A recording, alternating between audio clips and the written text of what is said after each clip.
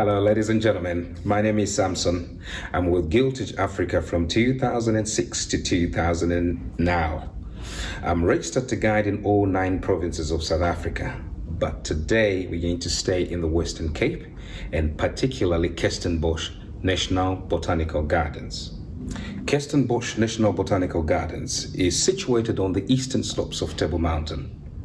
These botanical gardens do feature over 7,000 different plant varietals, most of them found within the borders of South Africa, yet there are some that come from other African countries and beyond. The majority of these plants that are featured in the gardens are mainly from the Cape Floral Kingdom. When the Dutch settled here in 1652, the eastern slopes of Table Mountain was a perfect place for the harvesting of timber. Later on, the place that was cleared of timber became a farm. The first commander of the Dutch East India Company, Jan van Riebeck, was running a farm in the place where the botanical gardens are standing today. Over a period of time, the farm would exchange hands. At a particular point, it was managed by a man called J.F. Kirsten. That's where the name Kirstenbosch comes from. In 1895, at the time that Cecil John Rhodes was the Prime Minister of the Cape Colony, he purchased the whole eastern slopes of Table Mountain. So the place where the Botanical Gardens is standing right now is part of the land that Cecil John Rhodes bequeathed to South Africans upon his demise in 1902. At South African College School, which is the predecessor of the University of Cape Town, there was a faculty of botany where they brought in Harold Pearson, who was a professor of botany, who studied at Cambridge University. And he came from Kew Gardens. He was to be the chair of the Botanical Society of the Cape. Harold Pearson, seeing the beauty of the Cape Floral Kingdom, he supported the idea of preserving it. So the ideal place was the eastern slopes of Table Mountain. He came around this area in 1911. He dedicated his life to this garden. So in 1913, the government of the Cape agreed that the garden be established right there. The only drawback was that there wasn't a budget to pay the director.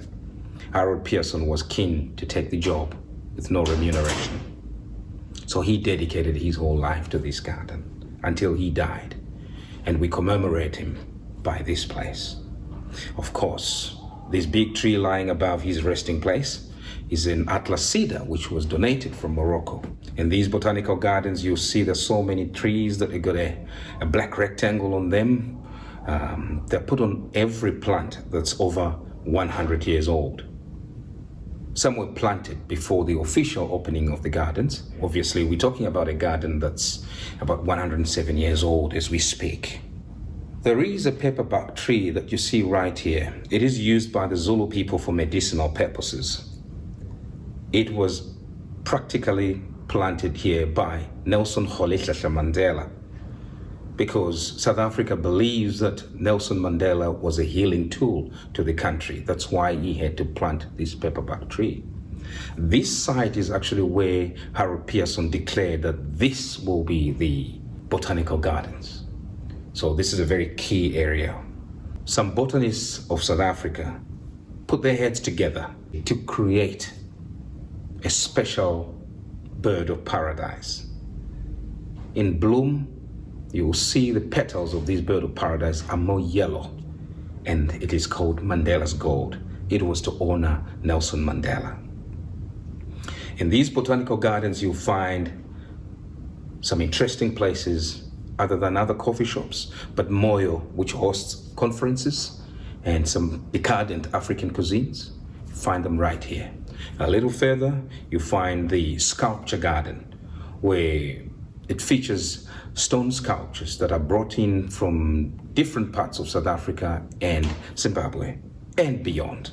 Then it comes around, we do have the Botanical Society, which its function is to make sure that some of these plants that are rare or extinct or vulnerable or near extinct, they propagate them so that we don't lose them completely due to construction, agriculture, and talk about modernization. These gardens are very friendly to the frail, to the disabled, to the blind. So it accommodates everybody, from the fragrance garden to the African heart, where it focuses on some of the African food and utensils, and the heart, as it may be on the countryside in Africa. And they feature a lot of useful plants. And then one of the new features in the Botanical Gardens is the canopy walk, which is called the boomslang. It's one of the new features. I mean, everybody wants to go there. There's some serious engineering that went into the boomslang. They deliberately let it swing and sways. It rocks, standing on one pillar. So it's created in the shape of a snake that snakes through the tree canopies. And whilst you're standing there, you got a panoramic view of the gardens itself and the distant Cape Flats, buttresses of Table Mountain. So it's really beautiful out there. But the heart of the garden is the Dell of Cycads. That's the first place where the development of the garden was actually put into place. It is here that in 1913, they brought in all the cycads that were harvested countrywide by farmers, who then realized, well, these are really special plants, and they were only happy to let them go if there was going to be a place to look after them. Kirstenbosch National Botanical Gardens became the right place. So therefore, they brought them here. The idea of planting them around this source of water, this is a natural spring. It's perennial. There's over 60 liters of water that flows here every minute. So the idea of planting these cycads here, replanting them here, was to be as close as possible to the source of water. But when they were clearing the land for the replanting of the cycads, they found some Stone Age tools, meaning that the ancient people of South Africa, the Khoi and the San, they might have been lingering at this place here for the source of water. Discovery of Stone Age tools and the biodiversity of the plants in this garden that makes Kirstenbosch Gardens a World Heritage Site. Well, in summer, some people, we're talking about from November to about April. This is the perfect place for musical extravaganza, an outdoor kind of vibe. People have fun here. You're allowed to drink whatever you want to drink. Just remember to take whatever you brought with. Open air.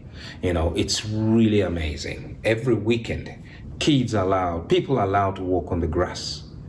This is the perfect place for picnicking or a place for rejuvenating.